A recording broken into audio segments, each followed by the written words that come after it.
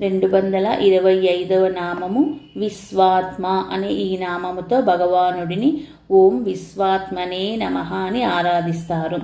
నానా రూపాత్మకమై ఉన్న ఈ విశాల విశ్వమంతయును భగవత్ స్వరూపమే. విశ్వమునకంతకును ఆయనయే ఆత్మ.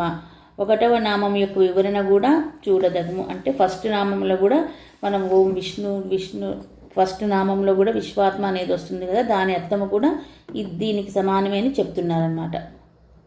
1వ నామంలో విశ్వం అనే దానికి వికసించి విస్తరించి విరాజిల్లు గానవచ్చుచున్న సర్వప్రపంచమును పరబ్రహ్మమే మూల కారణమొకటి చేత విశ్వం అని అర్థం ఉందన్నమాట. ఇక్కడ విశ్వాత్మకు మరొక అదే అర్థము మీనింగ్. నానా రూపాత్మకమై ఉన్న ఈ విశాల విశ్వమంతుని భగవత్ స్వరూపమే. విశ్వమునకంతకును ఆయనే ఆత్మ అని ఈ నామం యొక్క అర్థము. విశ్వములో అంతటా వ్యాపించినది భగవానుడే. విశ్వములో ఉన్న శక్తి కూడా భగవంతుని ఆత్మశక్తి అని అర్థం అన్నమాట.